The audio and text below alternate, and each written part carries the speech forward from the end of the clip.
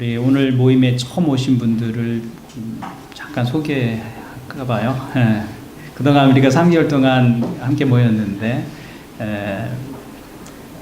그래도 오늘 또 우리 모임에 처음 오신 분들이 좀 계세요. 우지원 목자님 오셨고요. 감사하고요. 이준우, 박성희 목자 부부가 왔습니다. 그 다음에 현순애가 멀리 일산서 왔습니다. 환영합니다. 감사하고요. 그 다음에 우리 캐나다에서 인연을 맺은 우리 권사님 가족도 오늘 모임에 참석해 주셔서 감사합니다. 고맙습니다. 또 소개 안 한 분 계신가요? 서은이 첫 모임 때 왔죠, 서은이는. 네. 유아실에 아이들이 가득해요. 저것을 보면서 정말 감사해요. 이게 교회의 미래를 보는 것 같아요. 우리 아이들을 위해서 박수 한번. 감사합니다. 예. 오늘은 기쁜 날이에요. 그동안 여러분들이 어디로 가야 할지 또 뭘 해야 될지 참 막막했던 시간들이었는데 하나님께서 구체적으로 우리의 걸음을 인도해 주셨고 이제 여기서 우리가 새로운 예배를 시작하게 되었습니다. 저도 낯선 곳이고 여러분도 낯선 곳입니다. 그렇지만 믿음은 낯선 곳을 향한 발걸음이에요. 아브라함을 하나님께서 부르셨잖아요. 근데 갈 바를 알지 못하고 떠나게 됩니다. 낯선 곳으로. 신앙은 그런 낯선 곳으로의 여정인 것이죠. 알고 있는 익숙한 삶을 떠날 때 새로운 변화들이 우리에게 일어납니다.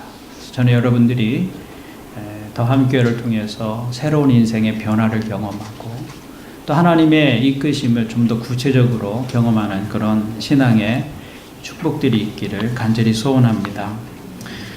유다 왕국이 멸망한 후에 이스라엘 백성들은 바벨론으로 끌려갑니다. 그 기간이 70년이에요. 70년에서 70년 포로기라고 부르게 되죠. 이때 유대인들의 간절한 소원은 고국으로 돌아가서 무너진 성전을 다시 회복하는 것이었습니다. 근데 70년이 지난 후에 바사의 고레스 왕이 모든 포로민들은 자기 고국으로 돌아갈 수 있다는 칙령을 반포합니다. 그래서 유대인들이 포로에서 돌아오기 시작합니다. 그 사람들은 가장 먼저 성전 세우는 일을 시작했습니다. 성전은 이스라엘 백성들의 정체성이었기 때문입니다. 그들은 성전의 사람들이었습니다. 그래서 무너진 성전을 다시 재건하죠. 이때 백성들의 지도자로 두 사람이 함께 돌아오는데 대제사장 여호수아와 또 유대 총독으로 부임한 스룹바벨이 함께 돌아옵니다. 이 두 사람의 지도 아래서 성전 재건이 시작이 됩니다. 그런데 이 성전 재건은 여러 가지 방해로 인해서 중단하게 되죠. 그리고 15년의 세월이 흐릅니다. 사람들이 이제 성전을 잊어버렸어요. 그리고 자기 삶에 몰두하기 시작했습니다. 이때 두 사람의 선지자가 나타나서 이스라엘 백성들의 영혼을 깨웁니다. 그 두 사람의 선지자가 학개와 스가랴입니다. 다시 하나님의 성전을 재건할 것을 격려하고 이스라엘 백성의 방향을 다시 제시하고 있는 것이죠. 우리가 지난주에는 학개 선지자의 말씀을 살펴보았고 오늘은 스가랴 선지자의 말씀을 생각해 보겠습니다. 오늘 우리가 읽은 스가랴서 4장은 스가랴 선지자가 스룹바벨, 유다 총독으로 부임한 스룹바벨에게 준 격려의 메시지입니다. 그 중에서도 핵심이 되는 구절이 6절입니다. 6절 말씀을 한번 같이 읽겠습니다. 시작. 그가 내게 이렇게 말해 주었다. 이것은 주님께서 스룹바벨을 두고 하신 말씀이다. 힘으로도 되지 않고 권력으로도 되지 않으며 오직 나의 영으로만 될 것이다. 만군의 주님께서 말씀하신다. 이 말씀은 스가랴서 전체의 핵심 구절입니다. 그리고 반복적으로 스가랴서를 통해서 말씀되어지고 있는 부분입니다. 하나님께서 이루시겠다 하시는 것입니다. 힘으로 안 된다. 권력으로 안 된다. 오직 나의 영으로만 될 것이다. 너희의 힘으로 안 되고 하나님의 힘으로 된다고 스가랴서에서 반복적으로 말씀하고 있습니다. 사실 바벨론의 포로로 끌려가서 70년을 그 땅에서 살다가 돌아온 사람들이 폐허가 된 예루살렘에서 할 수 있는 일이 별로 없었습니다. 포로로 끌려갔다가 돌아온 사람들이 뭘 할 수 있겠어요? 그들이 가지고 온 것이 얼마나 되겠습니까? 더군다나 바벨론에서 돌아온 사람들은 5만 명 정도밖에 되지 않았습니다.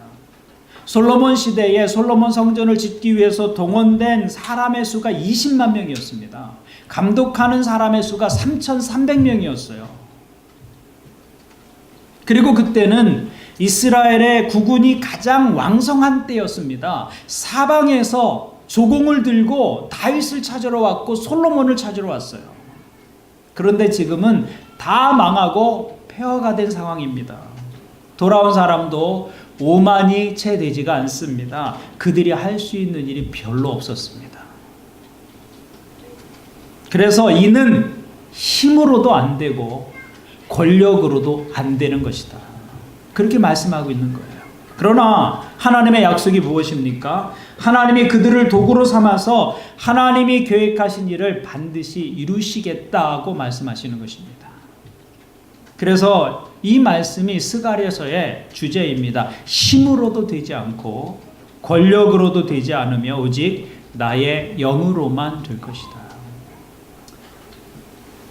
그리고 오늘 본문의 말씀을 보면 하나님의 힘을 믿고 사는 사람들, 하나님의 힘으로 살아가는 사람들, 그 사람들은 어떻게 살아가는가? 하나님의 힘으로 살아가는 사람들은 문제 앞에서 어떻게 행동하는가? 그것에 대해서 오늘 본문이 우리에게 교훈하고 있습니다. 내 힘으로 살아가는 사람과 하나님의 힘으로 살아가는 사람은 삶의 방식이 같을 수가 없습니다. 삶의 태도가 같을 수가 없는 것이죠. 그러면 하나님의 힘을 의지해서 살아가는 사람은 어떻게 살아가는가? 7절을 같이 보겠습니다. 7절입니다. 시작. 큰 산아 내가 무엇이냐? 바벨 앞에서는 평지일 뿐이다. 그가 머릿돌을 떼어서 내올 때에 사람들은 그 돌을 보고서 아름답다 아름답다 하고 외칠 것이다. 하나님의 힘을 믿고 하나님의 힘으로 살아가는 사람은 방해가 와도 물러서지 않는다는 겁니다. 하나님의 힘을 믿는 사람은 큰 산 앞에서 떨지 않는다 말씀하고 있는 것이죠. 왜냐하면 하나님의 힘 앞에서 큰 산은 아무것도 아니기 때문입니다. 나의 힘과 나의 능으로는 큰 산을 어찌할 수 없습니다. 하지만 하나님 앞에서 큰 산은 아무것도 아니라고 말씀하고 있는 것이죠. 여러분, 큰 산이 무엇입니까? 큰 산은 우리 앞에 놓인 고민이고 문제이고 장애물이고 방해입니다. 그 산만 없다면 앞으로 거침없이 나갈 수 있을 것 같은데 그 산이 떡 버티고 있어서 요지부동합니다. 내 힘으로는 안 될 것 같은 상황입니다. 그런데 하나님이 그 큰 산을 내 앞에 두는 이유가 있습니다. 왜 우리는 인생에서 크고 작은 그런 산들을 만나게 될까요?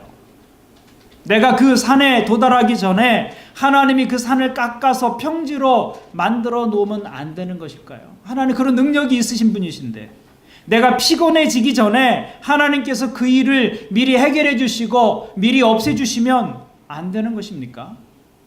하나님께서 우리를 사랑하신다고 하시면서 그렇게 하시지 않는 이유는 무엇이냐라는 거예요. 그래서 우리는 삶을 살아가면서 크고 작은 문제들과 함께 살아갑니다. 그런데 거기에는 하나님의 의도가 있다는 거예요. 그 장애물을 통해서 우리를 더 성숙한 자리에 서게 하기 위해서 하나님이 그것들을 허락해 주십니다. 이상하게 우리의 삶은 어려움이 없이 저절로 성숙해지는 법이 거의 없습니다. 여러분, 저절로 성숙해지셨나요? 생각이 저절로 깊어지셨나요? 인생에 대한 통찰력이 저절로 생기던가요? 고난 없이 우리의 삶은 좀채로 달라지지 않고요. 어려움 없이 우리의 삶은 좀채로 깊어지지 않습니다. 그래서 서정주 시인도 이렇게 말했어요. 나를 키운 것은 파라리 바람이었다. 그 바람 속에서 자기가 컸다고 말해요. 우리가 언제 변하고 언제 새로워지고 언제 우리 인생이 큽니까? 대부분 어려움을 지나면서예요. 어려움을 지나면서. 하나님을 만나고 경험하는 것도 형통할 때보다는 고난 가운데서 하나님을 만나고 경험하는 일들이 훨씬 더 많습니다. 성경의 믿음의 사람들을 보십시오. 고난 없이 하나님을 만난 사람이 있는가? 고난 없이 믿음이 큰 사람이 있는가? 그래서 욥은 이렇게 고백하지요. 내가 가는 길을 그가 아시나니 그가 나를 단련하신 후에는 내가 순금같이 되어 나오리라. 이게 믿음의 여정을 걷는 사람들의 동일한 고백인 것입니다. 하나님은 우리가 인생에서 만나는 어려움과 장애물을 통해서 우리가 성숙하게 변화되기를 기대하십니다. 여기 수룹바벨 앞에 놓인 큰 산도 그것이라고 말씀하고 있는 거예요. 그 큰 산은 수룹바벨의 인생을 위해서 하나님이 주신 것입니다. 그 산이 크면 영광도 클 수밖에 없습니다. 그 산이 크면 우리에게 돌아오는 보상도 큰 것이죠. 인생은 그런 고난과 어려움을 통해서 자랍니다. 그런데 오늘 말씀을 보십시오. 우리 하나님은 그 큰 산을 평지로 만드시는데 수룹바벨 앞에서 만들어 주십니다. 7절을 다시 보면 큰 산아 내가 무엇이냐? 수룹바벨 앞에서는 평지일 뿐이다.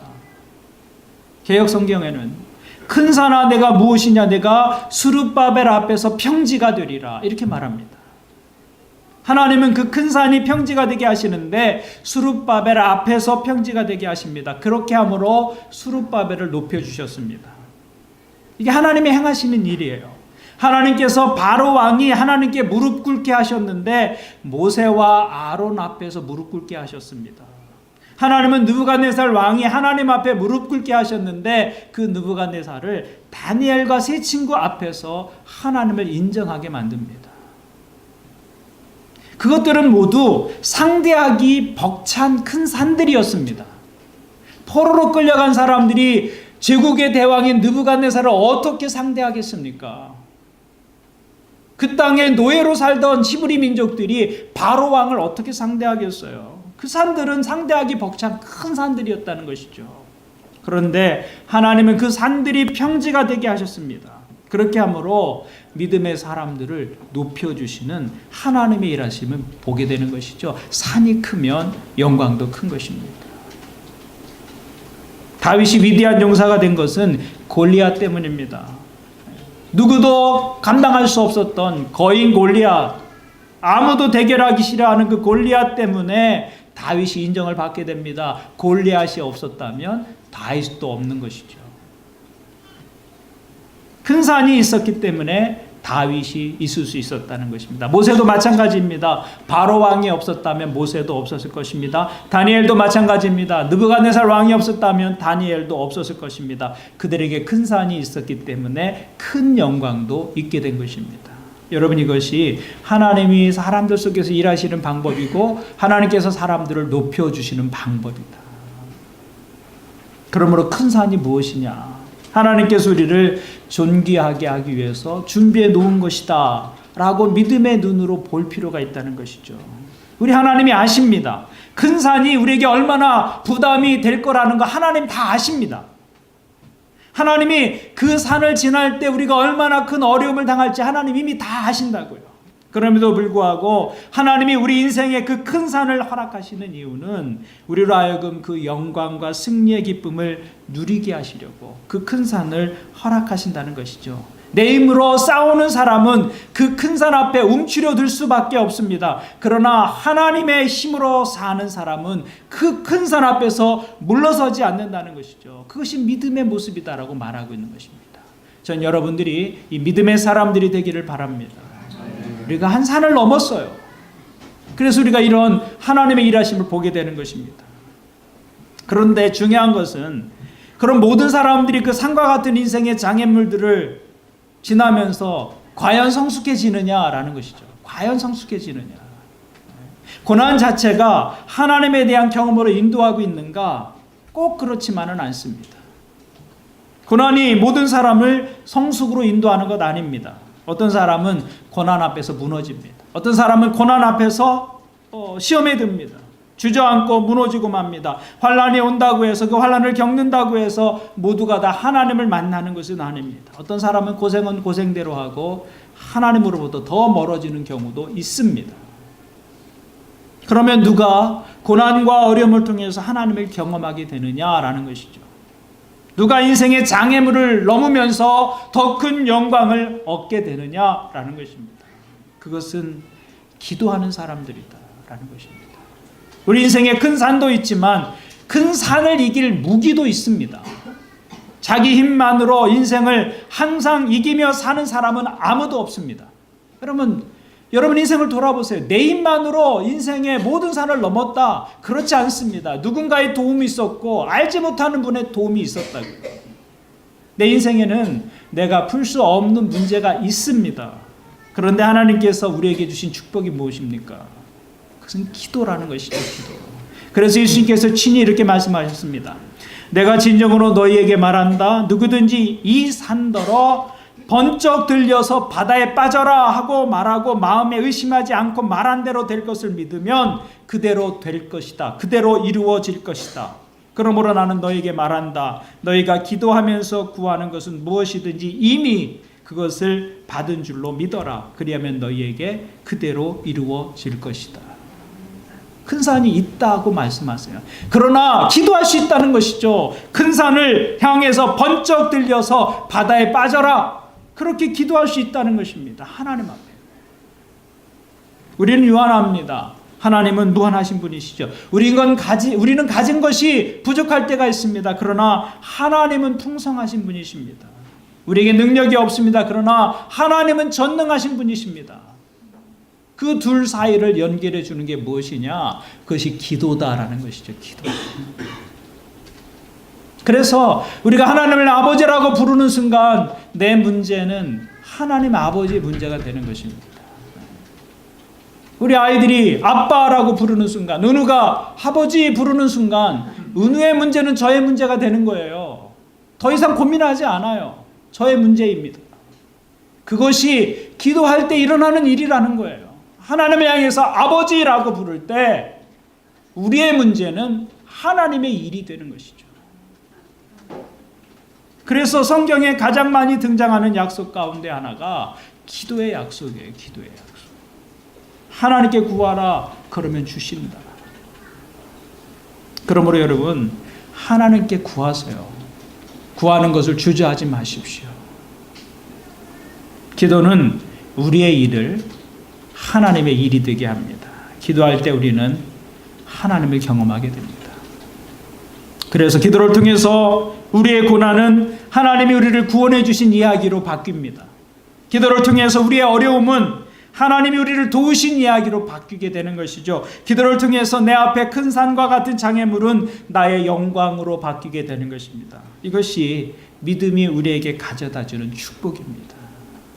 저는 여러분들이 이 공간에서 이 경험을 만들어 갈 수 있기를 주님의 이름으로 축원합니다.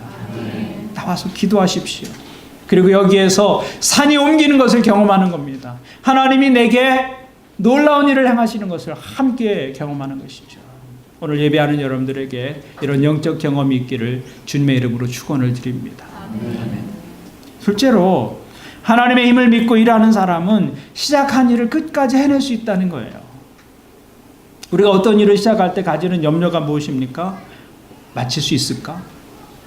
잘 해낼 수 있을까? 왜냐하면 우리 자신을 잘 알기 때문입니다. 내가 처한 환경을 잘 알고 있기 때문입니다. 내 약점을 내가 잘 알고 있기 때문입니다. 그래서 내가 끝까지 해낼 수 있을까? 이런 고민을 어떤 일을 시작할 때 하게 됩니다. 우리가 새로운 교회를 시작하면서도 가진 고민이 그거 아니었습니까? 우리가 한 번도 시도해보지 않은 일이에요. 일을 시작하면서 잘 할 수 있을까? 얼마나 모일까? 우리가 끝까지 갈 수 있을까? 시작은 했는데 끝까지 잘 못 가면 어떡하지? 그것이 한 주 한 주 지나면서 우리가 가지는 고민이었습니다. 모두가 가지는 고민인 거예요. 수룹바벨의 고민도 그거였습니다. 성전을 재건하면서 우리가 이거 마칠 수 있을까? 다윗이나 솔로몬이나 할 수 있었던 그 일을 우리가 할 수 있을까? 시작해놓고 내가 못 마치는 것은 아닐까? 하나님께서 뭐라고 말씀하시는 거예요? 끝까지 가는 것은 내 힘이 아니라 내 힘으로 하는 것이다. 이렇게 말씀하시는 거예요. 네 힘이 아니라 내 힘으로 하는 것이다. 그렇게 말씀하시는 것이죠. 9절 말씀을 보세요. 스룹바벨이 이 성전의 기초를 놓았으니 그가 이 일을 마칠 것이다. 지금 누가 말씀하고 계세요? 하나님이 스가랴 선지자를 통해서 네가 시작했지만 그것을 마치게 하시는 분은 나 하나님이다.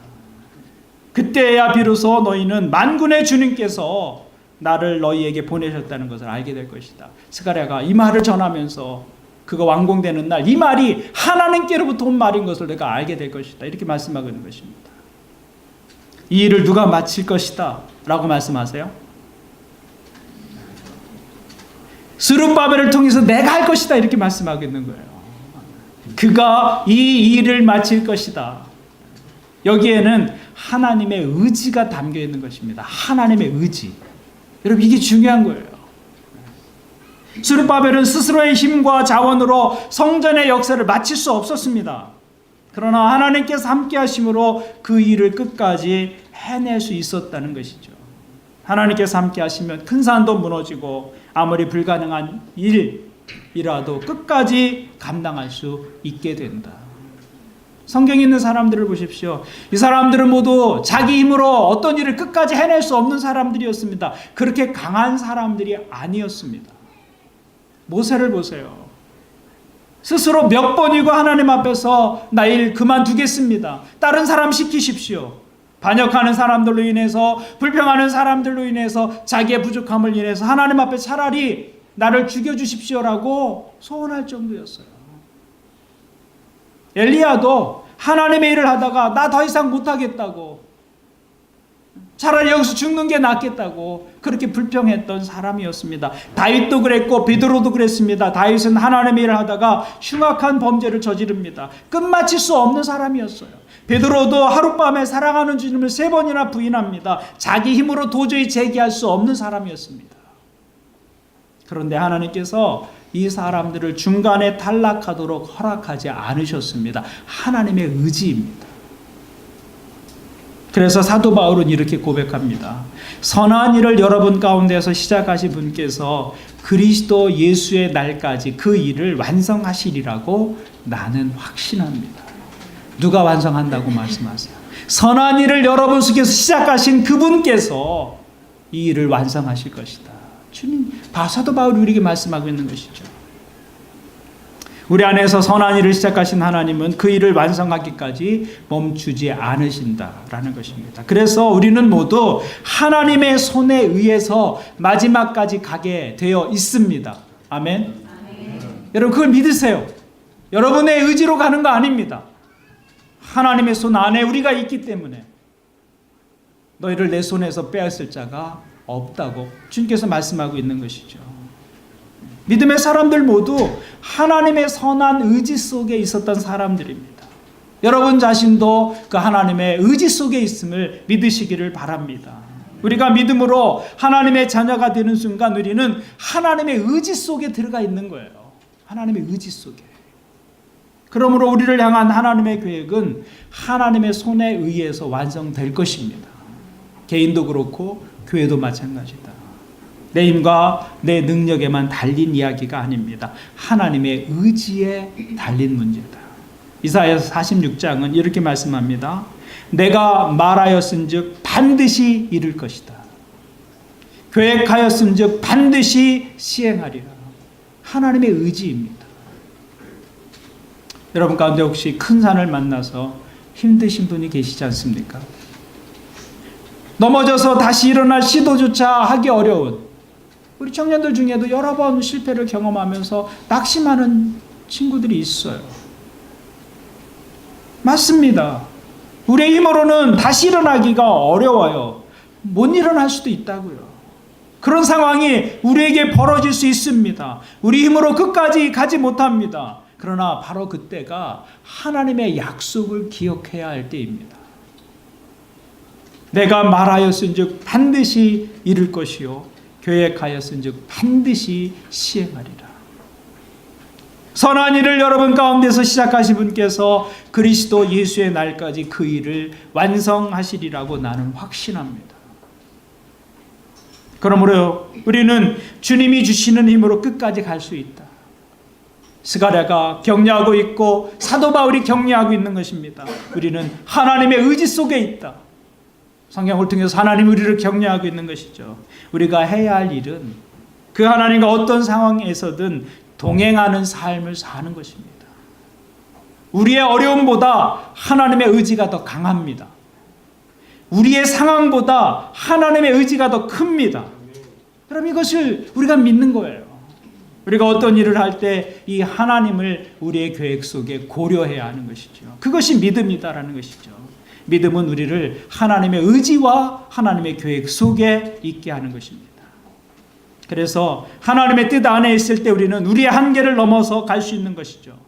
그것이 믿음의 여정을 걸을 때 누리는 축복입니다. 저는 여러분들이 개인적으로 이런 하나님에 대한 경험들을 할 수 있기를 바랍니다. 그리고 교회적으로도 앞으로 세워져 가는 교회 모습을 통해서 하나님이 얼마나 크신 분이신지, 하나님이 얼마나 놀라운 분이신지 우리 공동체가 함께 경험해 나가는 축복이 오늘 우리에게 있기를 간절히 소원합니다. 세 번째로 스가랴 선지자는 우리가 주의 힘을 믿고 일할 때 작은 일을 무시하지 말라고 말씀합니다. 작은 일. 주님의 힘을 의지해서 일하는 사람은 큰 산 앞에서 물러서지 않습니다. 그리고 작은 일에도 최선을 다합니다. 작은 일이라고 무시하지 않습니다. 그것이 성실한 믿음의 모습입니다. 왜냐하면 작은 일도 주님이 역사하시면 놀라운 열매들을 맺기 때문입니다. 10절을 보십시오. 10절. 시작이 미약하다고 비웃는 자가 누구냐? 수룹바벨이 돌로 된 측량줄을 손에 잡으면 사람들은 그것을 보고 기뻐할 것이다. 이 일곱 눈은 온 세상을 살피는 나 주의 눈이다. 시작이 미약하다고 비웃는 자가 누구냐? 당시에 성전을 짓는 일을 가지고 그 작은 일을 왜 시작하니라고 폄하하는 사람들이 있었어요. 솔로몬의 성전에 비하면 그 성전은 너무나도 형편이 없었습니다. 그렇기 때문에 그것 지어봤자 무슨 의미가 있겠냐? 이 어려운 시대에 왜 우리가 그것을 해야 하느냐? 이렇게 말하는 사람들이 많았다는 거예요. 우리가 오금동에 교회 공간을 마련할 때도 그런 생각이 좀 들었습니다. 몇 달 전까지만 해도 수십억짜리 건물을 보러 다녔잖아요. 제가 다녔거든요, 제가. 그게 몇 달 만에 달라진 거예요. 우리 공간이 2층과 3층이 앞에서 62평입니다. 여기가 36평이고 아래층 26평입니다. 그거보다 대여섯 배 넓은 공간을 찾으러 다녔다고요. 그런데 요만한 공간을 주신 거죠. 이게 시작이 미약하다, 비웃을 수 있다 그 말이에요. 이게 거기에 비하면, 솔로몬 성전에 비하면 너희가 이루는 게 이렇게 작은 일이다. 그 좀 큰 공간을 찾으러 다니다가 이런 공간을 만났는데 얼마나 감사하던지, 네? 얼마나 감사하던지요. 그때 비하면 이 공간은 작은 것에 불과합니다. 시작이 미약한 것 같아요. 당시에 스룹바벨과 함께 성전을 짓던 사람들이 가졌던 생각이 그와 같았다는 거예요. 그런데 그렇게 말하는 사람들은 하나님을 잘 모르는 사람들입니다. 작은 일이라고 무시하는 사람들, 하나님을 잘 모르는 사람들입니다. 우리 하나님이 어떤 분이십니까? 작은 일을 통해서 큰 일을 행하시는 분이십니다. 우리 하나님은 한 어린아이의 도시락을 가지고서 5,000명을 먹이시는 분이시죠. 우리 하나님 어떤 하나님이세요? 겨자씨 한 알 지극히 적은 것이지만 그것이 자라서 나중에는 나무보다 커지고 새들이 와서 깃들게 하시는 그런 분이 우리 하나님이시다. 갈릴리 호수에서 고기를 잡던 그 어부들을 통해서 세상에 복음이 전파되게 하시는 분, 그런 분이 우리 하나님이시다. 작다고 무시하지 말라는 것이죠. 하나님께는 작은 것이 없어요. 작은 것이 없어요. 운전하고 오시면서 얼마나 큰 교회를 지나서 여기까지 오셨습니까, 여러분? 왜 그 큰 교회도 있는데 그냥 구석구석 찾아갖고 여기까지 올라오셨어요? 하나님께는 작은 게 없어요. 우리 인간에게는 크고 작은 것이 있을지 몰라도 하나님께 작은 게 없어요. 하나님 보실 때는 그냥 다 작은 거예요, 사실은. 크고 작다는 인간이 평가하는 상대적인 평가지요. 하나님 보실 때는 다 작은 거예요, 다 작은 거. 그런데 그 작은 일들이 모여서 하나님의 일을 이루고 그 작은 것이 모여서 큰 것을 이룹니다. 하루하루가 쌓여서 일주일이 되고 일주일이 모여서 1년이 되고 그 1년들이 모이면 세월이 되고 역사가 되는 것입니다. 그러므로 작은 일을 게을리하면 결코 큰 일을 이룰 수가 없는 거죠. 특별히 하나님을 믿는 사람들이 그렇게 살아야 합니다. 나의 이 작은 헌신과 충성, 나의 이 작은 믿음이 하나님에 의해서 어떻게 쓰일지, 하나님이 이것을 어떻게 사용하실지, 하나님 통해서 어떤 일이 우리의 작은 헌신을 통해서 이루어질지 아무도 모르는 일입니다. 그래서 작은 일에도 최선을 다하는 것이죠. 특별히 하나님의 일은 누군가가 시작한 작은 일로부터 출발합니다. 다 뭐 이렇게 완성되고 그래서 그게 한꺼번에 오는 게 아니에요. 믿음으로 한 걸음 걷는 사람, 그 사람 때문에 하나님의 일이 시작이 되는 거예요. 누군가 그 작은 일이라도 시작하지 않으면 큰 일은 없는 것이죠. 스룹바벨이 처음에 성전을 짓기 위해서 돌 하나 놓기 시작했을 때 사람들이 얼마나 무슨 기대를 했겠어요. 거기에서 여기에서 무슨 일이 일어날까? 그게 얼마나 미미해 보였겠습니까? 여기에서 어떤 일이 시작될지 사람들이 생각이나 했겠습니까? 그러나 그 작은 돌 하나를 놓는 그 시작, 그 미미한 시작, 그 작은 시작을 누가 보고 계셨다고 말씀하고 있습니까? 온 세상을 살피시는 하나님의 7눈이 그것을 보았다고 말씀하고 있습니다. 왜 하나님의 눈을 7눈이라고 했을까요? 이 말은 정말 하나님이 눈이 7개가 달린 괴물이다 그런 얘기가 아닙니다. 7은 완전수를 의미하잖아요. 그래서 하나님의 7눈이라는 표현은 하나님의 완전하신 눈, 모든 것을 보시는 전지하신 눈, 그것을 상징하는 거예요. 그런 그 눈으로 하나님께서 그 작은 일을 보셨다는 것이죠. 그 작은 일을 하나님의 7눈으로 놓치지 않고 보셨다는 것입니다. 그 작은 시도를 누가 보셨느냐, 그것이 중요한 것이죠. 하나님이 보셨다. 그리고 하나님이 그것을 기억하셨다는 거예요. 그리고 그 일이 하나님의 일이 되었습니다. 하나님이 보신 그 작은 일이 하나님의 일이 되었다는 것이죠.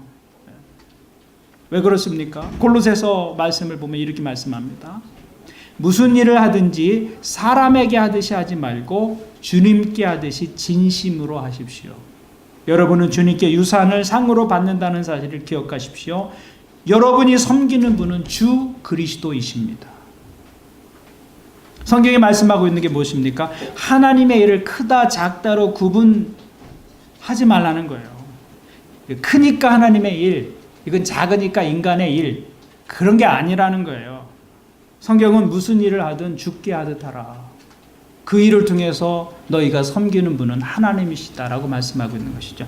하나님께 작은 일이 없습니다. 하나님께는 크다 작다가 의미가 없어요. 하나님이 원하시면 작은 일도 큰 일이 되기도 하고 하나님이 인정하지 않으시면 아무리 큰 일도 의미 없는 헛된 일이 되고 맙니다.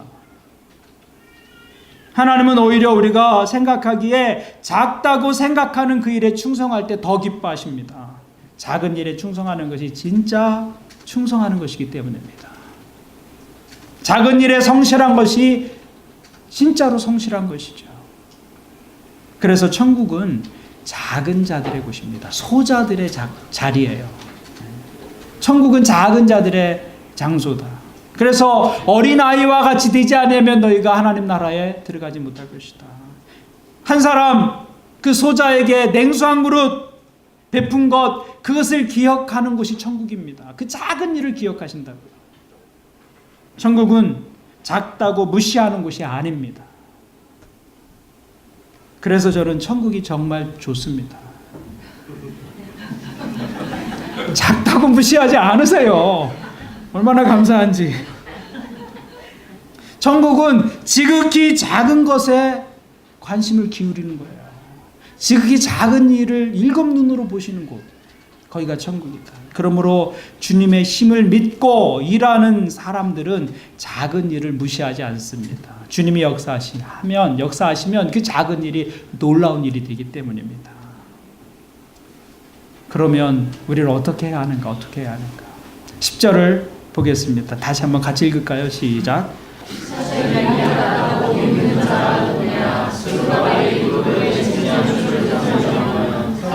그것을 보고 기뻐할 것이다. 일곱 눈은 온 세상을 살피는 나 주의 눈이다. 시작이 미약하다고 비웃는 자가 있어도 스룹바벨아 너는 측량줄을 손에 잡고 일하라, 이렇게 말씀하고 있습니다. 여기 측량줄이란 다림줄입니다. 전에 한번 제가 보여드린 적이 있어요. 그 실에 줄을 달아서 이렇게 수직으로 세우면 그것을 기준으로 이렇게 벽에 수직이 맞는지 이걸 재는 거죠. 그게 측량줄이에요. 다림줄이에요. 지금 뭐 레이저로 하지만 옛날에 다 그걸 갖고 했잖아요. 이것이 있어야 집을 바르게 지을 수 있고요. 건물을 바르게 세울 수 있습니다. 그것이 없이 일하면 내 눈엔 똑바른 것 같아도 세워놓고 보면 기울어져 있습니다. 나중에 쓰러질 수도 있는 것이죠. 하나님은 스룹바벨에게 측량줄을 손에 잡아라, 이렇게 말하고 있습니다. 다림줄을 들고 일하라 하는 것이죠. 근데 사람들은 다림줄이 아니라 측량하는 자를 들기를 원합니다. 그래서 이게 큰 일인지 작은 일인지, 이게 자기 이름이 드러날 일인지 일해도 별로 드러나지 않을 일인지, 이게 이익이 될 일인지 별로 이익이 안 될 일인지, 사람들은 자를 들고 재요. 사람들은 그 크기의 재기를 좋아합니다. 그런데 하나님은 스룹바벨에게 자를 들라고 말씀하지 않고요, 측량줄을 들라고 말씀합니다. 그 말씀은 내가 하는 일이 아무리 작은 일이라도 바르게 하라고 말씀하고 있는 거예요. 바르게 하라. 측량줄을 들고 바르게 하라. 작은 일이라고 무시하지 말고 다림줄을 내리고 정확하게 최선을 다해서 그 작은 일에 내 열심을 다하라고 말씀하고 있는 것이죠. 이것이 믿음의 사람들의 모습이다라는 거예요. 성실하게. 큰 산 앞에서 움츠러들지 않고 작은 일이라고 무시하지 않는 것, 이게 믿음의 모습이라는 거예요. 그때 그 일을 하나님이 사용하시는 것입니다. 우리가 하는 작은 일이 그때 하나님의 일이 되는 것입니다. 그때 우리 눈앞에 놓인 큰 산이 평지가 되는 것이죠.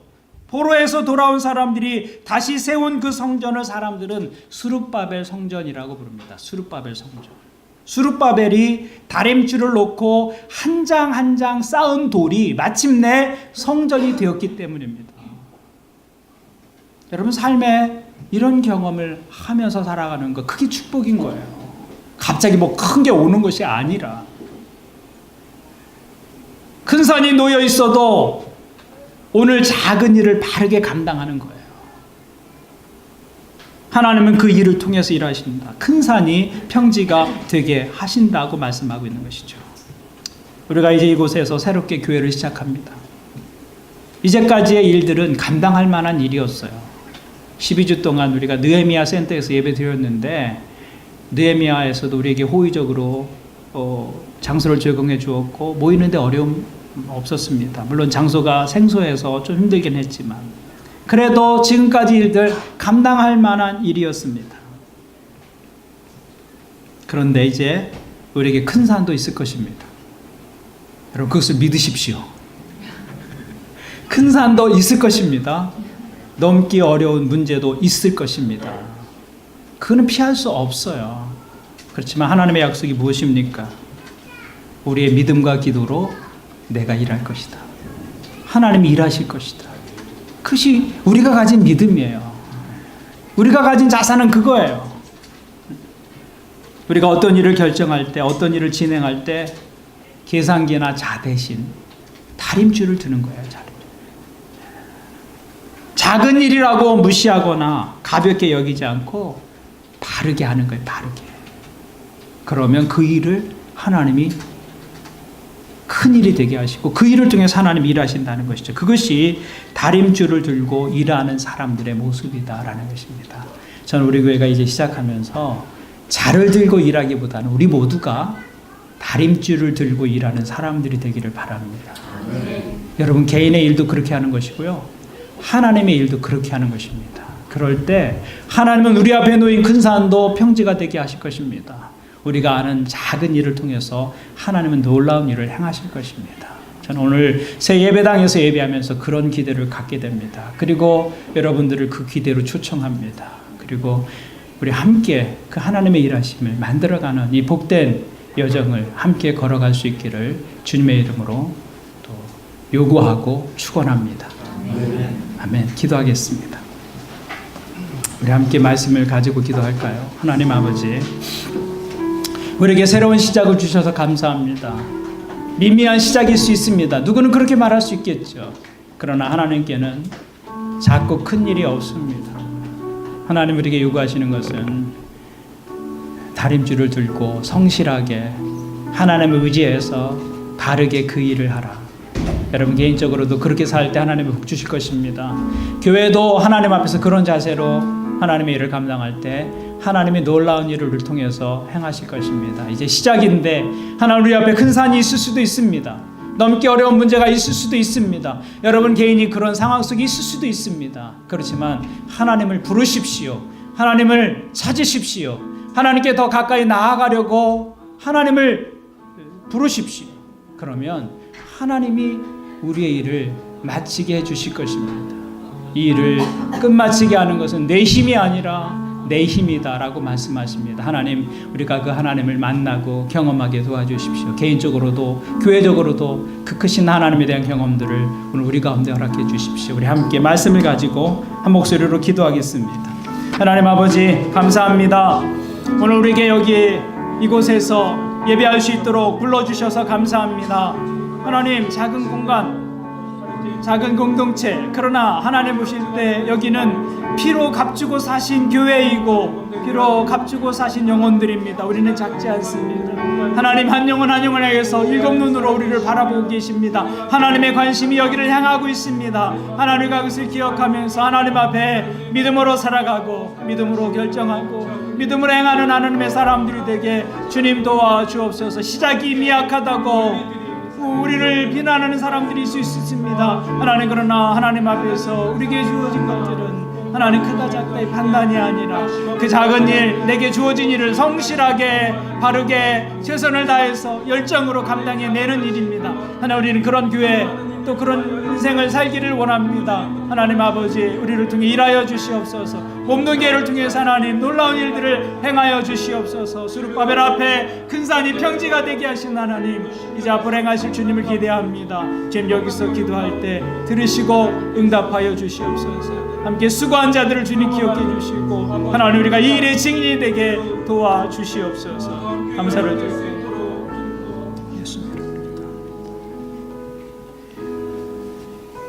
하나님 아버지, 지난 12주의 시간들을 돌아보고 우리가 처음 결정을 내리고 여기에 오기까지 어떤 일이 진행될지 어떤 상황이 벌어질지 우리는 전혀 몰랐지만 한 걸음 한 걸음 하나님과 함께 여기까지 오게 되었습니다. 이 걸음에 동행한 하나님의 사람들을 복 주시옵소서. 그리고 이제 여기에서 우리가 새로운 시작을 알립니다. 하나님, 우리와 동행해 주셔서 우리 앞에 큰 산이 있을 수 있고 어려운 문제 있을 수 있지만 그 상황보다 더 크신 하나님의 의지를 믿습니다. 우리의 어려움보다 더 크신 하나님의 선하신 계획을 믿습니다. 그래서 우리는 무너지지 않을 것입니다.